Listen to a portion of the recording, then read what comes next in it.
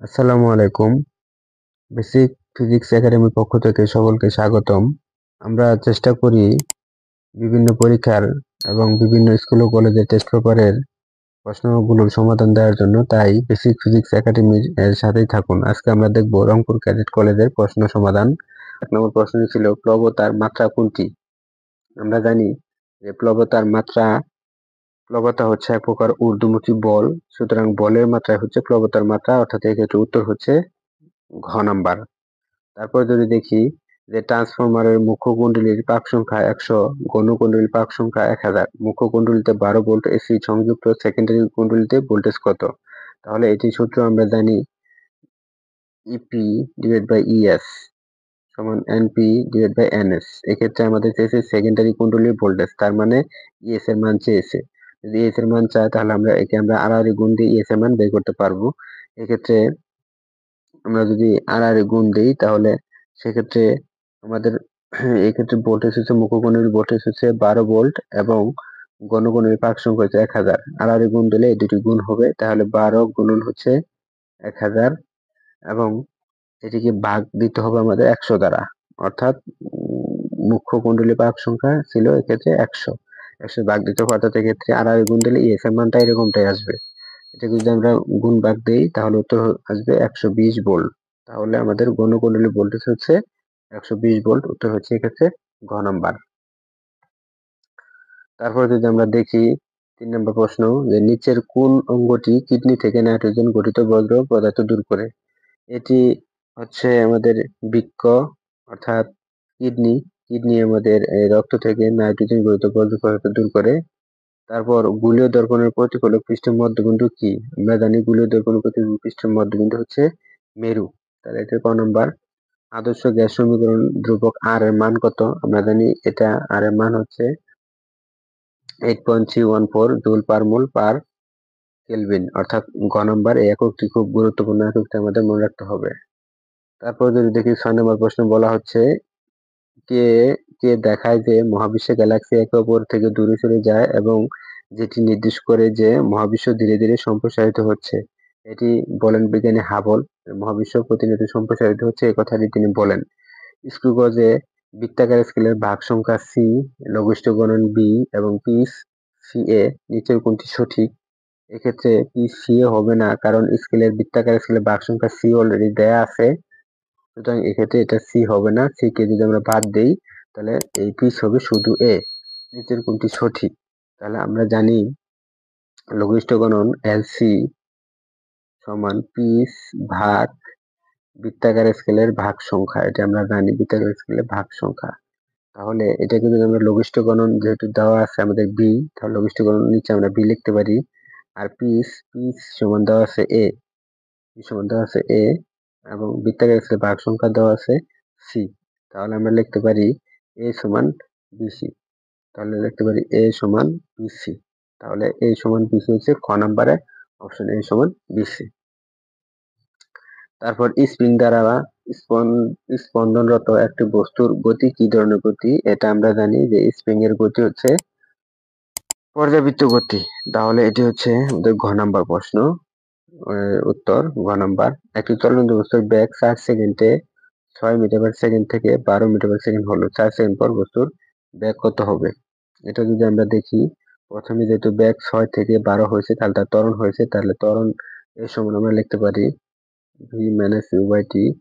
এক্ষেত্রে বি এর মান ছিল আমাদের 12, আর ডি ছিল 6, টি এর মান ছিল 4। তাহলে 12 থেকে 6 গেলে 6, 6 কে যদি আমরা 4 দ্বারা যদি ভাগ করি তাহলে এটা হবে 3/2। 3/2 হচ্ছে আমাদের ত্বরণ, এবং এই ত্বরণে বস্তুটি 4 সেকেন্ড পর বস্তুর ব্যাক করতে হবে। তাহলে এই ত্বরণে তার ব্যাক হবে বি সমান ইউ প্লাস এটি। যদি আমরা ধরি বি সমান ইউ প্লাস এটি, ইউ এর মান ছিল আমাদের সেক্ষেত্রে 12, 12 প্লাস এটি এর মান ছিল 3/2 এবং টির মান ছিল 4। তাহলে এটাকে যদি আমরা ক্যালকুলেশন করি, এই 4 কাটা গেলে 2, 3 দুগুণে 6, তাহলে 12 এবং 6 হচ্ছে 18। তাহলে এর উত্তর হবে আমাদের 18, কিন্তু অপশনে যেহেতু 18 নেই সুতরাং এটি অপশনে ভুল আছে। তারপর যদি দেখি যে 10 নম্বর প্রশ্ন, যখন একটি বন্দুক থেকে গুলি ছোড়া হয় বন্দুকের পশ্চাৎ বেগ গুলির বেগের চেয়ে কম হবে। না। বন্দুকের পশ্চাৎবেগ গুলির বেগের চেয়ে কম হবে, হ্যাঁ এই কথাটি সত্য। বন্দুকের পশ্চাৎবেগ গুলির বেগের থেকে কম হবে কথাটি সত্য, তাহলে এক সঠিক। এবং বন্দুক সামনের দিকে অগ্রসর হবে, না বন্দুক পিছনের দিকে অগ্রসর হবে, এটি সত্য নয়। তারপর হচ্ছে বুলেট এবং বন্দুকের ভরবেগ সমান ও বিপরীত, এটি সত্য। তাহলে 1 এবং 3 হচ্ছে এই প্রশ্নের উত্তর। তাহলে 1 এবং 3 আমরা যদি উপর দিকে দেখি অপশনগুলোতে 1 এবং 3 হচ্ছে এই প্রশ্নের উত্তর, তার মানে ঘ। 11 নম্বর যদি দেখি যে একটি বস্তুর ভর 2 কেজি এবং আদিবেগ 5 মিটার পার সেকেন্ড। যদি 3 সেকেন্ড পর বস্তুটির বেগ 8 মিটার পার সেকেন্ড হয় তবে বলের মান কত? আমরা বলের সূত্র জানি F সমান ma। এক্ষেত্রে ma সমান আবার আমরা জানি b minus u by t। তাহলে এক্ষেত্রে মান বসাই, m এর মান ছিল 2, এক্ষেত্রে শেষ বেগ ছিল 8 এবং আদিবেগ ছিল 5 এবং সময় ছিল আমাদের 3। তাহলে 8 থেকে 5 চলে গেলে হচ্ছে আমাদের 3 নিচে আছে 3 কাটা গেলে হচ্ছে 1, তাহলে 2। তাহলে এক্ষেত্রে হচ্ছে 2 নিউটন। F সমান 2 নিউটন। তাহলে 2 নিউটন হচ্ছে খ নম্বর প্রশ্ন, এটি হচ্ছে উত্তর। তারপর যদি আমরা দেখি 10 কিলোওয়াট ক্ষমতার কার্যকর ক্ষমতা যদি 6 কিলোওয়াট হয় তবে কর্মদক্ষতা কত? আমরা কর্মদক্ষতার একটি সূত্র জানি যে এটা সমান P prime by P into 100%। মনে রাখতে হবে পি প্রাইম হচ্ছে কার্যকর ক্ষমতা, তাহলে মোট ক্ষমতা হচ্ছে আমাদের 10 কিলোওয়াট এবং কার্যকর ক্ষমতা আছে 6 কিলোওয়াট ইন্টু 100%। এটি হচ্ছে আমাদের ক্যালকুলেশন। তারপর যদি এটাকে আমরা কাটাকাটি করি তাহলে হবে 60%। এটির উত্তর হচ্ছে 60% ঘ নাম্বার। তারপর ফিউশন বিক্রিয়া জ্বালানি কি? আমরা জানি যে সূর্যের মধ্যে ফিউশন বিক্রিয়া সংঘটিত হয়। ফিউশন বিক্রিয়া জ্বালানি হচ্ছে হাইড্রোজেন। তারপর চার্জের প্রবাহ নিচের কোনটি দ্বারা নিয়ন্ত্রণ করা হয়? আমরা জানি যে চার্জের প্রবাহ নিয়ন্ত্রণ করা হয় তড়িৎ বিভব দ্বারা, অর্থাৎ ঘ নাম্বার প্রশ্ন হচ্ছে তড়িৎ বিভব। তারপর যদি দেখি যে দুটি সদৃশ বিন্দু চার্জ 1 মিটার দূরে রাখা হয় এবং এদের মধ্যকার বিকর্ষণ বল 9 গুণন টানের বল 9 নিউটন, তবে প্রত্যেক তাদের মান কত? এটা আমরা জানি যে প্রত্যেক তাদের মান হচ্ছে 1 কুলম্ব, অর্থাৎ 1 কুলম্ব চার্জকে যদি আমরা এই 1 মিটার দূরে রাখি তাহলে তারা পরস্পরকে এত বলে বিকর্ষণ করবে, এটা আমরা 1 কুলম্বের সূত্র থেকে জানি। তারপর যদি দেখি উদ্দীপক অনুসারে 16 এবং 17 নং প্রশ্ন উত্তর দিতে হবে। এক্ষেত্রে আমাদের দেয়া আছে 6 এবং 12 সমান্তরালে। তাহলে 6 এবং 12 কে যদি আমরা সমান্তরাল করি তাহলে আমাদের উপরে উপরে গুণফল, নিচে হচ্ছে যোগফল, তাহলে 12 এবং 6 হচ্ছে আমাদের 18। যদি এটাকে আমরা কাটাকাটি করি তাহলে হচ্ছে 6 কে 6, 3 6 18, আবার 3 4 হচ্ছে 12। তাহলে এটি তুলে হচ্ছে 4, এই 4 এবং 6, অর্থাৎ এই দুটি হচ্ছে 4 এবং এটা হচ্ছে 6। তাহলে 4 এবং 6 তুলে হচ্ছে 10। তাহলে আমরা লিখতে পারি আরপি আরএস সমান 4 প্লাস 6 সমান 10 ওহম। তাহলে তাহলে আমরা 10 ওহম, অর্থাৎ এক্ষেত্রে ক নাম্বার। তারপর যদি দেখি যে চিত্রে I সমান I2 প্লাস I1, অর্থাৎ এই ক্ষেত্রে মোট প্রবাহ ছিল আইটা দুইটা ভাগে ভাগ হয়েছে, একটা ছিল I1 আর একটা ছিল আমাদের I2। তাহলে এই I সমান I1 প্লাস I2, তাহলে এটি সঠিক। তারপর হচ্ছে আমাদের I1 গ্রেটার দেন I2। এক্ষেত্রে I1 এর রুট বেশি, তাহলে I1 এর রুট বেশি, তাহলে কারেন্টের দিক দিয়ে কম যাবে, তাহলে I1 অবশ্যই ছোট হবে, তাহলে এটি সঠিক না। এরপর যদি দেখি যে আমাদের V1 এবং V2 এটি ভোল্টেজ সমান, এই কথাটি সত্য, কারণ দুটো সমান্তরালে থাকলে তাদের ভোল্টেজ সমান হয়। তাহলে 1 এবং 3 হচ্ছে এটি প্রশ্নের উত্তর, ঘ নাম্বার। পূর্ণ অভ্যন্তরীণ প্রতিফলন ঘটে যখন আপতন কোণ সংকট কোণের থেকে বড় হয়, অর্থাৎ I greater than theta C. Critical angle থেকে আপতন কোণ বড় হলে সংকট কোণ পূর্ণ অভ্যন্তরীণ প্রতিফলন ঘটে। তাহলে আপতন কোণ সংকট কোণের থেকে বড় হতে হবে, তাহলে উত্তর হচ্ছে ঘ নাম্বার।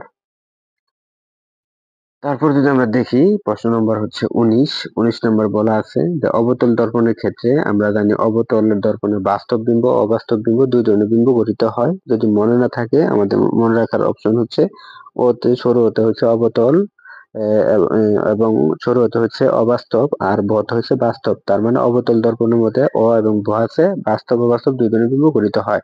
তাহলে 1 নম্বর হচ্ছে সঠিক। এবং সোজা উল্টা প্রতিবিম্ব গঠিত হয়।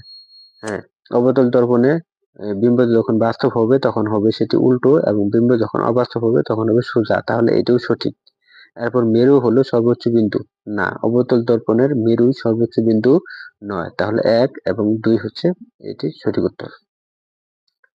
তারপর যে তাপমাত্রা পরিবর্তিত রেখে তরলকে বাষ্পে রূপান্তরিত করে তখন তাকে কি বলা হয়?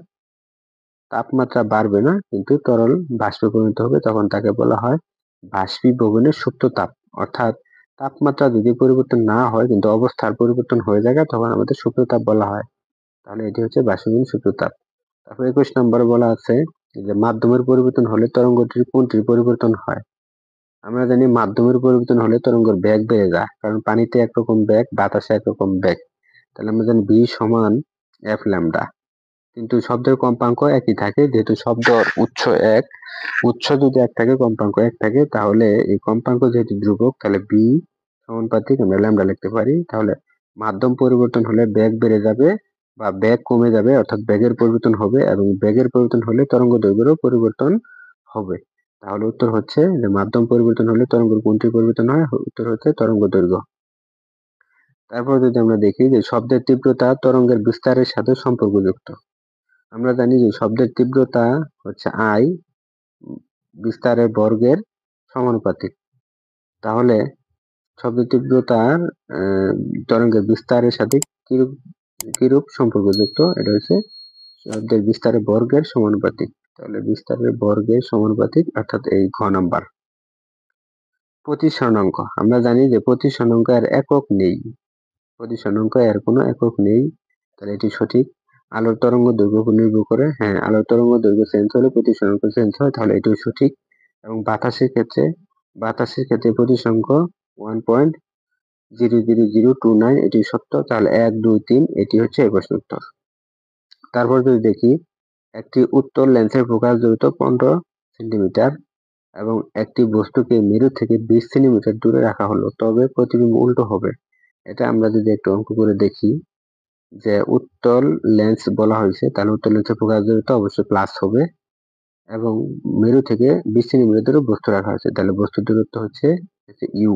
প্রতিবিম্বের দূরত্বটা আমরা বের করবো যে বি সমান 1/b সমান 1/f মাইনাস 1/u, এরকম থেকে আমরা লিখতে পারি 1/f, এফ এর মান হচ্ছে 15 এবং ইউ এর মান হচ্ছে 20। এটাকে যদি আমরা লসাগু করি তাহলে উত্তর হচ্ছে আমাদের, লসাগু করার পরে আমাদের বি এর মানটা আমরা পাবো 60। যেহেতু বি এর মান +60, তাহলে প্রতিবিম্বটি হবে বাস্তব, আর বাস্তব প্রতিবিম্ব উল্টো হয়, তার মানে এটা সঠিক। এরপর বিবর্ধন 1 এর চেয়ে বড় হবে। আমরা যদি দেখি যে বিবর্ধন যদি আমরা বের করি, তাহলে আমরা একটু লিখতে পারি যে বিবর্ধন m সমান আমরা জানি v/u মাইনাস b/u, এরকম আমরা জানি m সমান b/u। b এর মান ছিল আমাদের 60, সূত্রের এখানে মাইনাস আছে দেখে এখানে মাইনাস 60, এবং ইউ এর মান ছিল আমাদের 20, তাহলে এই যে কাটাকাটি গুলো হচ্ছে আমাদের 3 -3, তাহলে m এর মান -3, মানে এই ক্ষেত্রে বিম্ব হচ্ছে উল্টো এবং 3 গুণ বড়, অর্থাৎ বিম্ব বাস্তব এবং 3 গুণ বড়, তাহলে বিবর্ধন 1 এর চেয়ে বড় হবে, তাহলে এই কথাটি সত্য। প্রতিবিম্বের দূরত্ব 60 সেন্টিমিটার, এই কথাটিও সত্য, তাহলে 1, 2, 3 হচ্ছে এই প্রশ্নের উত্তর, অর্থাৎ এই ঘ নাম্বার হচ্ছে এই প্রশ্নের উত্তর। তারপর যদি দেখি নিচের কোন দুটি রাশির একক একই? এটি আমরা জানি যে পীড়ন এবং চাপ। পীড়ন হচ্ছে বল বাই ক্ষেত্রফল, চাপ হচ্ছে বল বাই ক্ষেত্রফল, তাহলে এটির একক এবং মাত্রা এই দুটি হচ্ছে একই, তাহলে অপশন হচ্ছে ক নাম্বার এই প্রশ্নের উত্তর। ধন্যবাদ সকলকে। পরবর্তী প্রশ্ন এই সমাধান পেতে সকলকে আমন্ত্রণ জানিয়ে এখানে শেষ করছি। আল্লাহ হাফেজ।